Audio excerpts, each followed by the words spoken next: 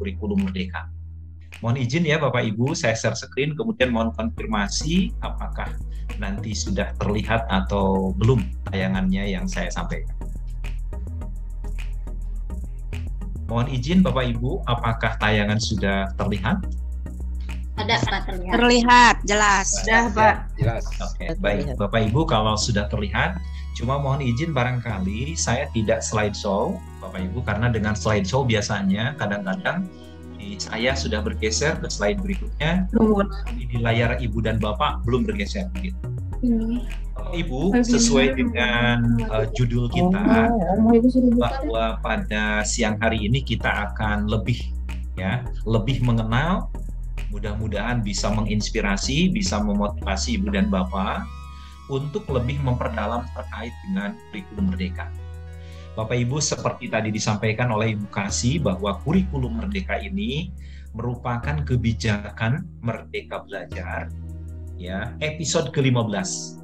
Dan episode ke-15 ini dilengkapi bukan hanya kurikulum merdeka, tetapi juga dilengkapi dengan kebijakan terkait dengan aplikasi Merdeka Mengajar sebagai pendukung pelaksanaan daripada kurikulum merdeka.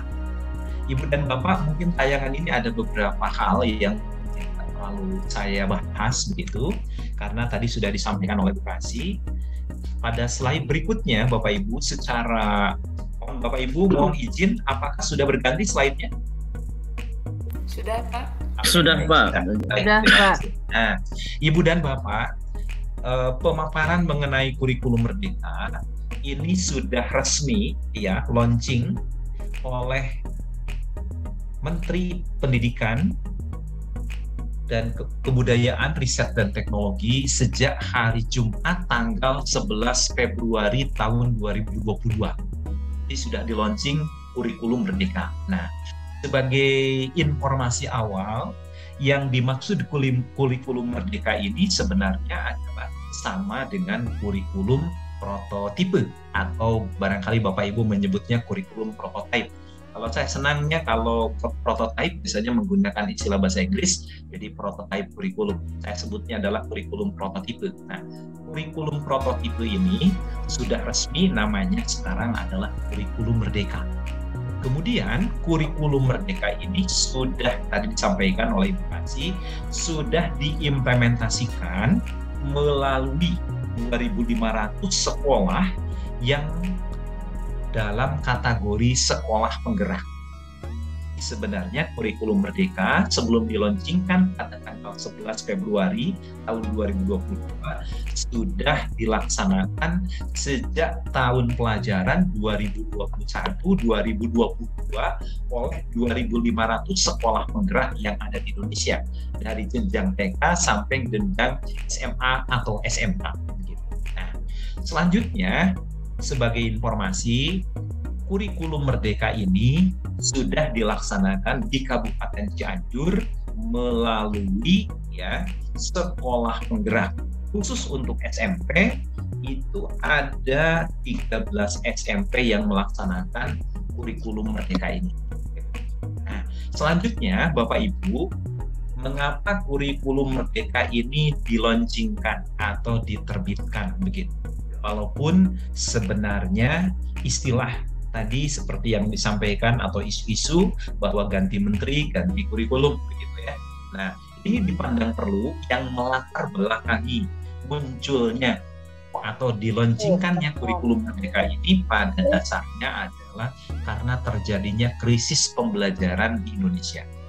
Terutama ya Bapak Ibu dalam hal kemampuan literasi dan numerasi. Pada kegiatan membaca, kemudian pada matematika dan sains gitu ya. Nah, krisis pembelajaran ini diperparah dengan kondisi pandemi COVID-19. Jadi tidak saya sampaikan tadi, Ibu Kasih sudah menyampaikan, Bapak Ibu. Nah, yang akan saya sampaikan Bapak Ibu ya, atau dengan kata lain Bapak Ibu, yang melatar belakangi ya lahirnya kurikulum merdeka ini karena ada hilangnya pembelajaran atau ya learning loss tadi gitu ya, yang digambarkan dari sebuah penelitian baik dari hasil PISA yang bersumber dari OECD termasuk juga hasil penelitian yang dilakukan Dan informasi tambahan bahwa ketika diberlakukan kurikulum darurat yang di dalamnya berisi penyederhanaan dari kurikulum 2013, ternyata mampu mengatasi, walaupun belum tuntas, mampu mengatasi ya learning loss tadi atau ketertinggalan terutama di dalam literasi dan numerasi begitu. Sehingga Bapak Ibu, nah ini tolong Bapak Ibu cermati slide yang kelima ini. Jadi perlu adanya suatu upaya ya untuk mengatasi learning loss tadi. Nah, di antaranya adalah perubahan kurikulum yang memiliki ciri-ciri di sini yang ditampilkan di layar itu ada 4 ciri-ciri. Jadi kurikulum ya itu memiliki struktur kurikulum yang lebih fleksibel, yang pelajarannya ditargetkan untuk dipenuhi dalam 1 tahun. Nanti mungkin ini akan saya berikan ulasan gitu ya lebih dalam. Kemudian juga perubahan kurikulum ini fokus pada materi yang esensial. Kemudian capaian pembelajaran diatur per fase bukan per tahun. Kemudian memberikan keleluasaan bagi guru menggunakan berbagai perangkat ajar sesuai kebutuhan dan karakteristik peserta didik. Kemudian didukung oleh aplikasi yang menyediakan berbagai referensi bagi guru untuk dapat terus mengembangkan praktik mengajar, baik secara mandiri ataupun juga berbagi praktik baik. Nah, arah perubahan kurikulum ini adalah ciri-ciri daripada kurikulum merdeka. Itu Bapak Ibu. Selanjutnya, Bapak Ibu, tadi sudah disampaikan, pada tahun 2022-2023 kepada sekolah nanti akan diberikan 3 pilihan. Sekolah ini diberikan kebebasan untuk menentukan kurikulum yang akan dipilih dari 3 pilihan ini. Tadi pilihan pertama, sekolah diberikan kebebasan apabila memilih melaksanakan kurikulum 2013 secara penuh. Artinya KI dan KD-nya secara penuh. Kemudian yang kedua, ya masih menggunakan kurikulum 2013 tetapi yang sudah disederhanakan. KI dan KD-nya adalah yang esensial yang kita kenal dengan kurikulum darurat. Dan ketiga, ini pilihan yang ketiga, ya alternatif solusi yang ketiga adalah melaksanakan kurikulum merdeka. Pada hari ini kita akan mencoba menggali lebih dalam terkait dengan kurikulum merdeka ini. Supaya harapannya Ibu dan Bapak mewakili teman-teman dari unit kerjanya masing-masing nanti bisa menentukan pilihan yang paling tepat, pilihan yang terbaik begitu sesuai dengan kondisi unit kerja Bapak Ibu semua. Pilihan yang terbaik sehingga tidak salah. Kurikulum 2013 secara penuh Bapak Ibu sudah melaksanakan, kurikulum darurat sudah melaksanakan, maka pada kesempatan ini kita akan mencoba menggali pilihan yang kita supaya pilihan sekolah kita di dalam mengimplementasikan kurikulum merupakan pilihan yang dipilih secara tepat begitu, secara yang terbaik untuk dilaksanakan di sekolah masing-masing. Nah, selanjutnya Ibu dan Bapak, nah ini sudah disampaikan. Nanti Bapak Ibu apabila kita melakukan pilihan kurikulum merdeka, maka ada beberapa kemungkinan. Mohon dilihat dicermati yang sebelah kanan, gitu ya Bapak Ibu. Nah, pada saat ini Bapak Ibu sampai bulan Maret, ya sampai akhir Maret kemarin sampai 12 Maret, sekarang diperpanjang sampai 31 Maret, sekolah dipersilahkan untuk mempertimbangkan, berdiskusi, bermusyawarah ya dengan mempertimbangkan kondisi masing-masing untuk menentukan 3 pilihan tadi gitu.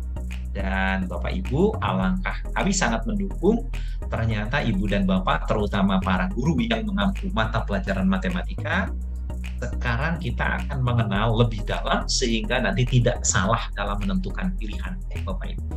Nah, dari 3 pilihan ini pada kurikulum merdeka ini Bapak Ibu tolong dilihat yang paling kanan bahwa sekolah nanti akan menerapkan beberapa bagian dan prinsip kurikulum merdeka tanpa mengganti kurikulum satuan pendidikan yang sedang diterapkan.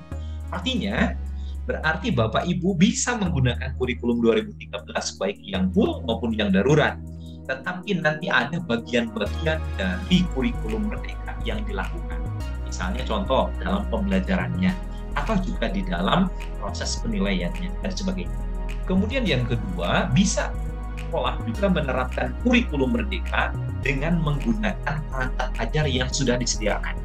Jadi Bapak Ibu, kurikulum merdeka ini oleh pemerintah, dalam hal ini adalah Kementerian Pendidikan, Kebudayaan, Riset, dan Teknologi, sudah menyiapkan sebuah aplikasi berbasis Android yang namanya adalah Merdeka Mengajar. Bapak Ibu bisa mendownload di Play Store, ya. Tuliskan saja Merdeka Mengajar, kemudian sudah download, diinstalkan. Bapak Ibu bisa login menggunakan akun belajar.id. Di situ sudah disiapkan beberapa perangkat ajar yang merupakan contoh dari pemerintah, dan itu bisa digunakan atau juga bisa dimodifikasi apabila sekolah ibu dan bapak nanti menggunakan kurikulum mereka. Nah, selanjutnya Bapak Ibu sudah diberikan keleluasaan atau kemerdekaan kepada Bapak Ibu, ya, untuk mengembangkan sendiri. Jadi bukan hanya misalnya memanfaatkan yang disediakan oleh pemerintah, tetapi juga bisa mengembangkan secara mandiri perangkat ajarnya. Perlu saya berikan penjelasan sedikit. Perangkat ajar yang digunakan di dalam kurikulum merdeka itu, ya Bapak Ibu, itu awalnya ada yang namanya capaian pembelajaran. Capaian pembelajaran itu sebenarnya adalah peleburan dari KI dan KD. Jadi nanti tidak mengenal istilah kompetensi inti dan kompetensi dasar. Itu dilebur menjadi namanya capaian pembelajaran. Nah, capaian pembelajaran ini diterbitkan atau dikeluarkan oleh pemerintah. Berarti dalam hal ini adalah kementerian, begitu. Selanjutnya, dari capaian pembelajaran itu nanti oleh guru masing-masing mata pelajaran dikoordinasikan oleh satuan pendidikan menjabarkan menjadi ATP namanya, alur tujuan pembelajaran. Untuk lebih mudah memahami ATP, kalau saya ilustrasikan itu hampir mirip dengan silabus, gitu. Silabus di dalamnya ada berbagai tujuan pembelajaran urut dari mulai pembelajaran awal sampai dengan akhir, gitu. Lalu ada juga perkiraan waktu, kemudian ada materinya, ya. Kemudian ada tambahan profil pelajar Pancasila.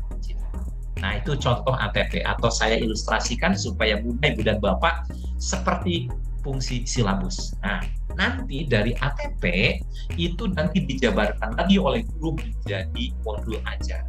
Modul ajar itu kalau saya ilustrasikan itu RPP. Jadi RPP-nya kurikulum merdeka itu adalah modul ajar. Tetapi Bapak Ibu, modul ajar ini tidak serta-merta harus berupa modul ajar. Bisa juga berupa RPP. Jadi tergantung kesiapan dari Bapak Ibu gurunya.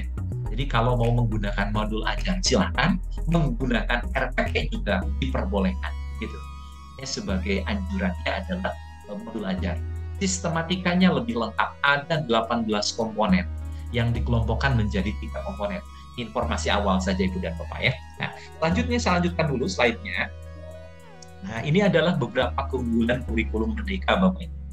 Lebih sederhana dan mendalam. Jadi materinya adalah materi pokok, materi esensial. Kemudian kenapa disebut lebih mendalam? Karena nanti anak itu dikelompokkan berdasarkan fase. Nah, saya informasikan Ibu dan Bapak, fasenya itu ada sampai fase F. Jadi ada fase A itu kelas 1, kelas 2 SD. Kemudian fase B itu kelas 3 dan kelas 4 SD. Fase C kelas 5 dan kelas 6 SD.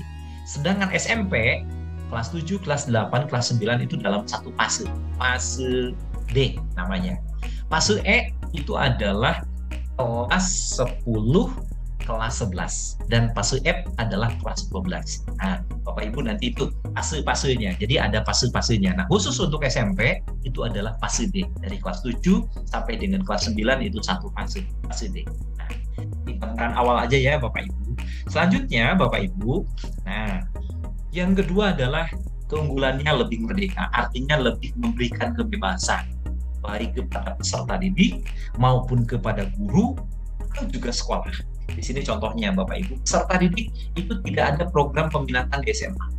Kemudian peserta didik memilih mata pelajaran sesuai minat, bakat, dan aspirasinya. Nah, kalau di SMP, peserta didik memilih mata pelajaran itu maksudnya di sini dalam ada mapel pilihan yang berisi, kalau dulu seni budaya, sekarang ada pilihan. Apakah misalnya mau seni lukis, seni musik, seni rupa, begitu. Nah, nanti kita lihat dalam struktur kurikulumnya ya. Nanti saya perlihatkan kepada Ibu dan Bapak, tapi khusus karena waktu kita terbatas, hanya struktur kurikulum SMP. Tapi Ibu dan Bapak nanti bisa lebih memperdalam untuk seluruh jenjang sekolah. Nah, selanjutnya untuk guru di sini, guru nanti mengajar itu sesuai dengan tahap capaian dan perkembangan peserta didik. Nah, jadi nanti Bapak Ibu, guru itu nanti diberikan kebebasan baik dalam perencanaan maupun dalam pelaksanaan pembelajaran. Tetapi nanti pembelajaran itu diarahkan kepada pembelajaran yang sesuai dengan tingkat capaian dan karakteristik peserta. Atau yang lebih terkenal sekarang ada yang namanya istilahnya itu teaching at the right level. Atau juga pembelajaran berdiferensiasi. Jadi pembelajarannya itu dalam kurikulum Merdeka adalah pembelajaran berdiferensiasi. Nah, selanjutnya sekolah diberikan kewenangan untuk mengembangkan kurikulum. Nah, Bapak Ibu sebagai gambaran, kalau di kurikulum 2013 itu namanya ada KTSP kan Bapak Ibu ya. Di kurikulum Merdeka namanya adalah KOS. Kurikulum operasional di satuan pendidikan. Atau juga bisa disingkat kurikulum operasional sekolah. Itu salah satu di antaranya. Nah, selanjutnya Bapak Ibu, keunggulan yang ketiga, ini dipandang lebih relevan dan interaktif. Jadi pembelajarannya, perlu saya sampaikan Bapak Ibu ya. Jadi setiap mapel pada struktur kurikulum penggerak ini, itu di dalam mapel itu muatannya itu terdiri dari dua muatan. Contoh misalnya ya, pendidikan agama dan budaya atau matematik. Jadi matematik itu bukan hanya matematik, tapi saya berikan contoh matematik. Matematik itu misalnya contoh ada 4 jam, misalnya contoh. Nah, 4 jam itu sebenarnya Bapak Ibu, kalau kita kita sesuaikan dengan kurikulum 2013, misalnya contoh aja nih, 4 jam. Nah, 4 jamnya itu 3 jam untuk pembelajaran reguler atau tatap muka yang kita kenal dengan kegiatan intrakurikuler. 1 jamnya itu digunakan untuk kegiatan proyek penguatan profil pelajar Pancasila. Jadi setiap mapel itu rata-rata 1 jam untuk digunakan sebagai pelaksanaan dari proyek penguatan profil pelajar Pancasila. Yang nanti proyek penguatan profil pelajar Pancasila ini temanya sudah ditentukan oleh pemerintah pusat dalam hal ini kementerian, ada 7 tema. Nanti sekolah itu menjabarkan menjadi topik-topik khusus gitu yang berkaitan dengan isu-isu ya yang ada di lingkungan sekolah atau juga di lingkungan anak, sehingga nanti anak akan lebih berpartisipasi untuk menyelesaikan permasalahan-permasalahan yang ada di lingkungannya, seperti itu.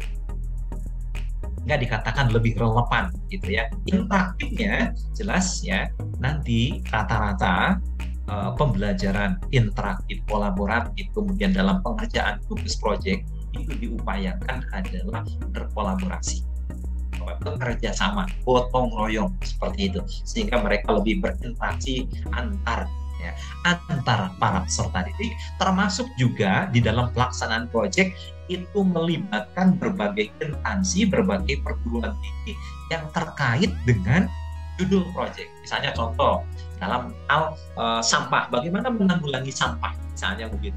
Maka nanti anak-anak misalnya akan mengadakan wawancara dengan Badan Lingkungan Hidup Daerah atau misalnya penggiat tentang sampah seperti itu misalnya. Itu memungkinkan lebih interaktif sehingga mereka lebih relevan dengan permasalahan yang ada dalam kehidupan. Selanjutnya Ibu dan Bapak, nah ini Bapak Ibu, ini beberapa gambaran. Jadi penerapan kurikulum Merdeka itu didukung oleh penyediaan beragam perangkat ajar yang tadi saya sampaikan dalam bentuk aplikasi Merdeka Mengajar gitu ya. Kemudian juga pemerintah menerbitkan buku teks ya. Buku teks itu baik secara soft file maupun juga hard copy-nya, cetaknya gitu. Samping ada juga bahan ajar pendukung yang lain. Kemudian juga ada pelatihan-pelatihan karena nanti pelatihan kepada guru, kepala sekolah, termasuk juga kepada pemerintah daerah melalui komite pembelajaran, mengenai lokakarya dan sebagainya. Karena Bapak Ibu, kalau misalnya gurunya berkualitas, nanti maka pembelajarannya berkualitas yang akhirnya bermuara kepada hasil belajarnya pun akan lebih berkualitas. Kemudian yang ketiga, ada jaminan jam mengajar Bapak Ibu dan tunjangan profesi guru. Jadi sudah ada pengaturannya bagaimana kalau guru misalnya kurang jam mengajarnya kurang dari 24, itu bisa diberikan tambahan untuk menjadi koordinator proyek atau juga membimbing proyek penguatan profil pelajar Pancasila. Walaupun judulnya itu tidak ada kaitan dengan mapel yang diampunya. Jadi sebenarnya Bapak Ibu, proyek penguatan profil pelajar Pancasila itu tidak dikaitkan dengan konten dari mapel yang diajar oleh guru pembimbingnya, tapi dikaitkannya itu dengan judul atau tema yang sudah dibimbing. Dan dalam 1 tahun itu, anak-anak peserta didik itu minimal 3 tema dalam 1 tahun. 3 tema dari 7 tema yang sudah disiapkan oleh pemerintah. Nah, selanjutnya Ibu dan Bapak, Ibu Sri nanti mohon diingatkan kalau waktu yang disiapkan sudah habis ya. Nah, ini beberapa pedoman, saya lewat sini Bapak Ibu. Nah, Bapak Ibu, ini ada beberapa hal ya sebagai pedoman pelaksanaan kurikulum mereka. Yang pertama, kerangka dasar. Nah, ada struktur kurikulum, ada capaian pembelajaran, ada perangkat ajar, ada proyek penguatan profil pelajar Pancasila, dan ada pembelajaran dan asesmen, termasuk ada kurikulum operasional, ada mekanisme, dan ada evaluasi. Nah, kita akan mencoba, mudah-mudahan ini secara singkat Bapak Ibu nanti akan mendapat gambaran. Pertama adalah kerangka dasar kurikulum. Nah, Bapak Ibu, kerangka dasar kurikulum ini ditetapkan oleh pemerintah pusat. Yang pertama di sini Bapak Ibu ya, struktur kurikulumnya. Bisa perlihatkan struktur kurikulumnya. Lalu yang kedua, capaian pembelajaran. Tadi sudah saya sampaikan, capaian pembelajaran itu adalah bentuk peleburan dari KI dan KD. Jadi tidak mengenal lagi KI dan KD, gitu ya, yang terkotak-kotak, misalnya ada spiritual, ada sosial, ada pengetahuan, ada keterampilan. Ini satu, begitu ya. Kemudian yang ketiga ada prinsip pembelajaran. Prinsip pembelajaran itu ada 5, Bapak Ibu. Kemudian prinsip asesmen juga ada 5. Nah, itu ditetapkan oleh pemerintah begitu sebagai batasan kepada kita dalam mengimplementasikannya. Jadi ada beberapa prinsip, 5 prinsip masing-masing, 5 prinsip pembelajaran dan 5 prinsip asesmen gitu ya Bapak Ibu. Nah, Bapak Ibu, yang menjadi tumpuan ya Bapak Ibu, sebenarnya kalau dilihat di dalam diagram ya, ada profil pelajar Pancasila. Nah, profil pelajar Pancasila ini adalah sebagai, katakan saja, adalah bentuk terjemah gitu ya dari tujuan pendidikan nasional gitu ya, atau bentuk operasional dari tujuan pendidikan nasional. Hakikatnya profil pelajar Pancasila itu adalah karakter dan kompetensi yang diharapkan dapat dimiliki atau dapat dicapai oleh peserta didik begitu. Nah, kalimatnya cukup mudah begitu. Profil pelajar Pancasila itu kan ada 6 Bapak Ibu. Kemudian untuk mencapai profil pelajar Pancasila itu ya masih tetap kita juga berpegang kepada 8 SMP, dari mulai SKL, standar isi, proses, standar penilaian gitu ya. Nah, Bapak Ibu, saya sampaikan SKL itu kan sudah turun yang baru ya Bapak Ibu, ada Permendikbudristek nomor 5 dan nomor 7. Nomor 5 terkait dengan SKL, kemudian nomor 7 terkait dengan adalah standar isi ya Bapak Ibu. Tinggal kita menunggu standar-standar yang lain gitu ya Bapak Ibu. Mudah-mudahan Ibu dan Bapak sudah memiliki soft file-nya, kemudian juga sudah membacanya gitu ya, sehingga nanti pada kesempatan yang mendatang kita bisa berdiskusi lebih mendalam terkait dengan Permendikbudristek yang terbaru, SKL dan standar. Bapak Ibu, saya sampaikan dulu selanjutnya ya Bapak Ibu. Di sini ada di bawah ada kurikulum ya operasional yang dikembangkan di satuan pendidikan. Yang tadi sudah saya sampaikan, kalau di kurikulum 2013 itu ada KSP. Maka di sini ada kurikulum operasional di satuan pendidikan atau AOS atau POS gitu ya. Sistematikanya lebih sederhana. Jadi ada 6 sistematika. Nanti saya gambarkan pada Bapak Ibu, mudah-mudahan cukup waktu. Kalaupun tidak cukup waktu, saya siap memberikan berbagai referensi, berbagai literatur terkait kurikulum Merdeka ini yang sudah diimplementasikan melalui sekolah menggerak. Bapak Ibu. Jadi Bapak Ibu tinggal rajin-rajin membacanya. Suatu saat kita akan mencoba berdiskusi apa yang telah dibaca oleh Bapak Ibu, kalau ada sesuatu hal yang perlu kita samakan persepsinya begitu. Nah, Selanjutnya, Bapak Ibu, nah ini. Bapak Ibu supaya enteng ya, kita lihat, saya akan lewat ini dulu ya, struktur kurikulumnya, tapi SMP aja ya Bapak Ibu. Tadi fase kan sudah saya sampaikan. Fase A, fase B, fase C, fase D, ini sudah ada ya. Nah, Bapak Ibu, coba lihat yang SMP saja yang tengah ya. Jadi struktur kurikulum SMP itu terdiri atas satu fase, yaitu fase D. Fase D ini untuk kelas 7, kelas 8, dan kelas 9. Kemudian proporsi beban belajar itu terbagi menjadi 2. Jadi beban belajarnya untuk masing-masing mapol itu ada 2. Ada pembelajaran intrakurikuler atau kita kenal supaya mudah pembelajaran reguler atau tatap muka lah begitu. Dan ada proyek penguatan profil pelajar Pancasila. Nah, dialokasikan sekitar 25% sampai dengan 30% lah begitu ya. Nah, jadi ini ngitungnya itu kalau kurikulum merdeka, Bapak Ibu contoh begini maksud saya ya, nanti saya tunjukkan saja di sini. Nah, Bapak Ibu, sekarang coba lihat Bapak Ibu cermati ini ya. Ini kita sandingkan ada K13 dengan belum saya ganti, mohon maaf, program sekolah pemuda, itu judulnya kurikulum merdeka. Nah, Bapak Ibu coba lihat. Kalau K13, Bapak Ibu, itu kan sudah jelas masing-masing mapol dalam struktur kurikulumnya itu sudah jelas. Contoh misalnya, pendidikan agama Islam dan budi pekerti 3 jam. Matematika 5 jam. Nah, itu sudah jelas per minggu. Jadi 1 minggunya itu matematika 5 jam. Artinya Bapak Ibu guru melakukan kegiatan tatap muka di kelas ya sesuai dengan yang di SK-kan oleh kepala sekolah itu 5 jam per minggu misalnya begitu ya. Nah, Bapak Ibu berbeda dengan kurikulum merdeka. Kalau kurikulum merdeka itu tidak memperhitungkan minggu, tetapi per tahun alokasinya. Contoh, tolong dicermati yang matematik misalnya, yang tengah nih, alokasi per tahun. Jadi alokasi per tahunnya itu 144 jam ya Bapak Ibu untuk intrakurikuler. Jadi 144 jam ya JP maksudnya untuk kegiatan intrakurikulernya. Nah, atau kalau dihitung ini diasumsikan Bapak Ibu dalam 1 tahun itu minggu efektifnya atau pekan efektifnya 36 minggu.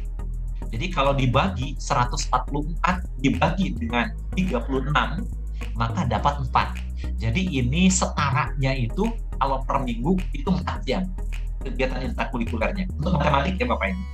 Nah, kemudian ada alokasi proyek per tahunnya. Per tahunnya itu sebanyak 36 jam. Jadi kalau kita kita setarakan per minggu, tadi kan asumsinya 36 minggu per tahun. Berarti masing-masing per minggunya 1 jam untuk proyek. Jadi ini setaranya itu kalau pada kurikulum 2013 itu adalah 5, sebenarnya ini juga sama 5 per minggu kalau dihitung seperti itu. Jadi 4 untuk tatap muka, 1 jam untuk proyek per minggunya gitu. Nah, apa perbedaannya Bapak Ibu? Nah, perbedaannya begini. Kalau di kurikulum 2013, berarti kalau minggu efektifnya 36 minggu, maka selama 36 minggu Bapak Ibu harus mengajar ke anak. Berarti per minggunya terus minggu ke-1, minggu ke-2, minggu ke-3 sampai minggu 36 itu 5 JP. Berarti 5 kali 40 misalnya begitu. Nah, kalau waktunya kan tetap per minggu. Jadi maksudnya dari minggu ke-1 sampai minggu ke-36. Bapak Ibu harus masuk ke kelas. Itu di kurikulum 2013. Tetapi kalau di kurikulum merdeka tidak dihitung per minggu, tapi dialokasikan per tahun. Walaupun totalnya sama. Tetapi Bapak Ibu misalnya begini, ada kesepakatan misalnya Bapak Ibu ingin dipadatkan. Kalau Bapak Ibu misalnya dalam kuliah kan suka ada ya sekian jam dalam 1 hari misalnya begitu. Nah, di kurikulum sekolah merdeka ini, kurikulum merdeka ini, pelajaran matematik misalnya yang 144 jam tadi tatap muka, itu misalnya bisa dijadikan 4 bulan. Misalnya bulan Juli, Agustus, September, Oktober selesai 144 itu.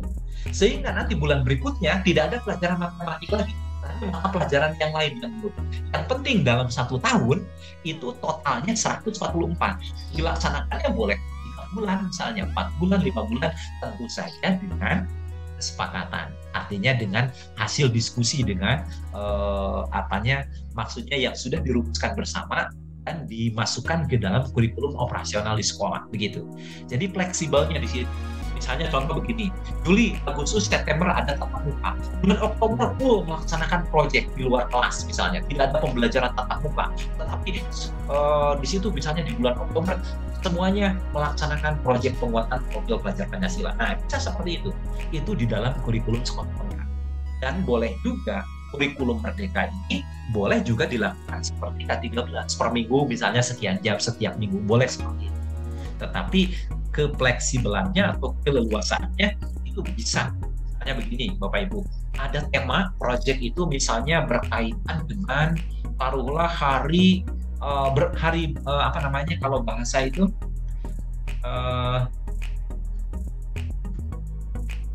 namanya apa ya? Misalnya terkait dengan literasi ini ceritanya misalnya ya. Pada bulan Oktober itu mau diadakan semacam pameran. Pada bulan September itu misalnya semuanya proyek supaya nanti bisa menciptakan produk yang nanti akan dipamerkan pada bulan Oktober misalnya begitu. Nah, itu bisa dilakukan tanpa pembelajaran tatap muka atau tanpa kegiatan ekstrakurikuler selama bulan September. Semuanya mengerjakan proyek. Nah, itu seperti itu.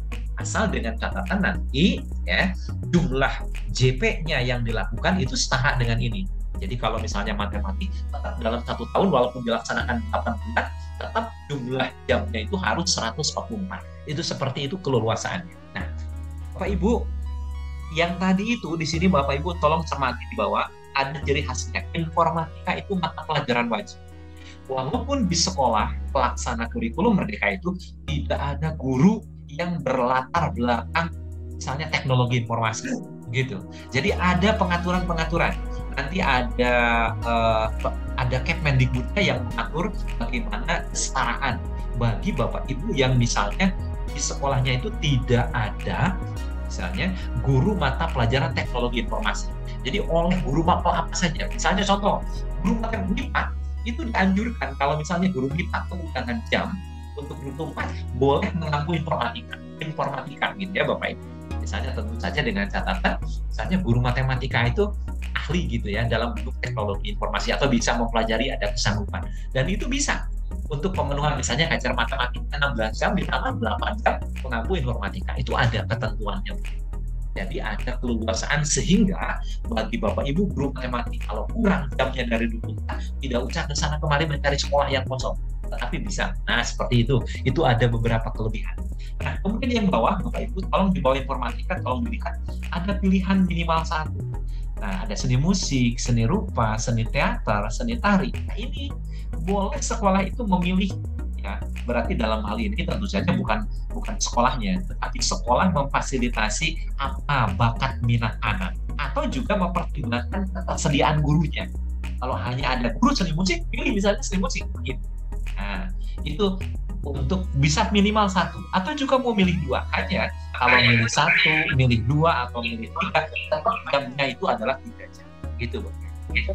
Dan muatan lokal juga masih diakomodasi Bapak Ibu sebanyak 2 jam. Atau bukan sebanyak 2 jam. Kalau disetarakan lah 2 jam per minggu dalam kurikulum 2013, tapi ini sarannya 72 jam selama 1 tahun begitu. Selama 1 tahun. Dan khusus untuk muatan lokal itu tidak ada alokasi proyek gitu. Yang ada alokasi proyek sampai dengan mapel di bawah ini Bapak Ibu. Nah, kalau ditotalkan Bapak Ibu nanti bisa hitung sekarang ada penciutan. Jadi sekitar kurang lebih coba kalau kita hitung di sini hitungannya 29 CP.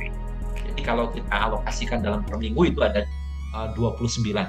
29 itu coba dihitung nanti apakah sudah termasuk muatan lokal atau tidak. Jadi ada semacam pengurangan beban, tetapi nanti lebih diperdalam dengan proyek penguatan profil pelajar Pancasila.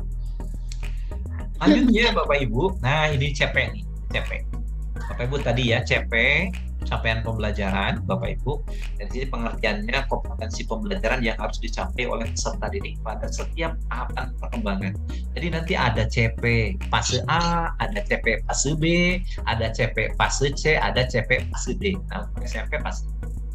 Mudah-mudahan nanti cukup waktu saya memperlihatkan kepada Bapak Ibu seperti apa CP itu. Nah, selanjutnya Bapak Ibu ada, nah ini ada pembelajaran dan asesmen. Gitu ya, pembelajaran. Tadi saya sampaikan ada 5 prinsip pembelajaran asesmen. Nah, satu prinsip pembelajaran itu berkaitan bahwa pembelajaran dilaksanakan dengan memperhatikan tingkat capaian, karakteristik peserta didik. Dalam hal ini, Bapak Ibu, pada kurikulum Merdeka, asesmen diagnostik itu merupakan suatu keharusan, harus dilaksanakan baik oleh guru mapel maupun oleh sekolah. Karena asesmen diagnostik itu ada diagnostik kognitif, ada diagnostik non-kognitif. Gitu ya Bapak Ibu. Nah, ini secara singkat. Selanjutnya Bapak Ibu nih, penguatan profil pelajar Pancasila. Ini topiknya, ini temanya Pak. Bapak Ibu, ini temanya yang sudah ditentukan oleh pemerintah. Ada gaya hidup berkelanjutan, kemudian ada kearifan lokal, ada Bhinneka Tunggal Ika, sampai dengan yang ke-7 kewirausahaan. Nah, dari 7 topik tadi, SMP itu harus memilih dalam 1 tahun minimal 3 topik. Dari tema ini atau dari tema ini gitu ya, nanti sekolah menjabarkan menjadi topik-topik atau judul-judul yang spesifik. Misalnya contoh Bapak Ibu ya, misalnya biasanya suka ada judulnya, misalnya pada contohnya kearifan lokal. Misalnya nih contoh kearifan lokal. Mau mengangkat masalah misalnya makanan. Contoh misalnya keco makanan kesukaan ya, misalnya contoh. Jadi dari tema kearifan lokal oleh sekolah dibuatkan judul. Kemudian judul itu diharapkan mampu menginspirasi anak. Geco makanan kesukaanku, misalnya begitu contohnya ya. Atau juga misalnya pencaksilat adalah olahraga kegemaran. Nah, misalnya contoh seperti itu. Nanti Bapak Ibu beberapa referensi, contoh-contoh misalnya. Dan ini harus dibuatkan modulnya Bapak Ibu, ada modul project. Nanti contoh modul project Bapak Ibu juga bisa mengakses, bisa menginstalkan aplikasi Merdeka Mengajar melalui Play Store. Kemudian Bapak Ibu masuk menggunakan akun belajar.id.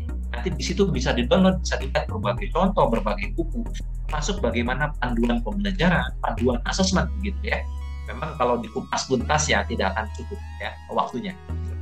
Nah, selanjutnya Bapak Ibu, nah ini perangkat ajar. Nah, ini tadi sudah saya sampaikan. Ada modul ajar.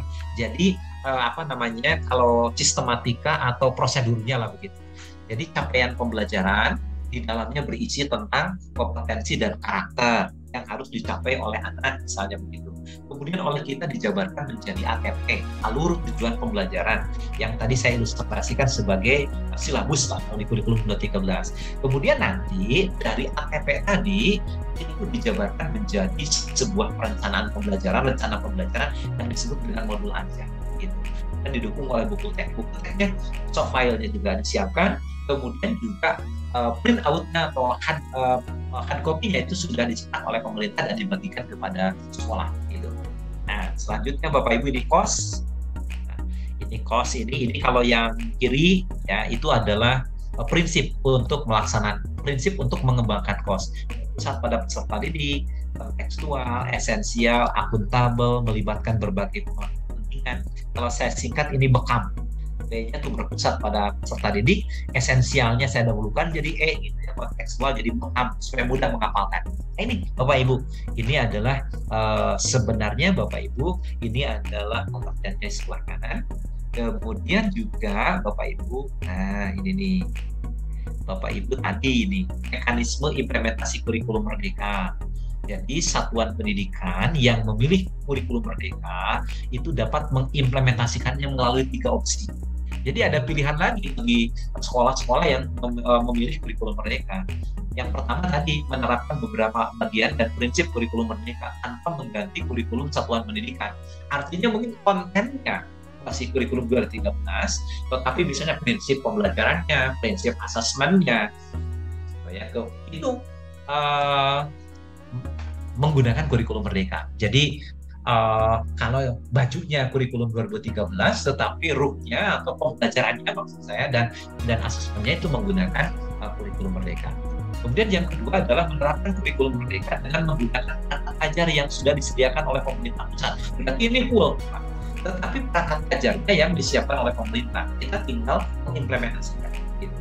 Tapi kalau yang ketiga itu adalah menerapkan kurikulum Merdeka, tapi perangkat ajarnya ya secara mandiri disusun oleh guru atau di bawah komando satuan pendidikan, atau juga memodifikasi yang ada. Jadi memodifikasi dari pemerintah pusat disesuaikan dengan kondisi masing-masing sekolah begitu. Nah, Kemudian evaluasi, nah ini Bapak Ibu, jadi setiap waktu pelaksanaan dari kurikulum Merdeka ini nanti akan dievaluasi.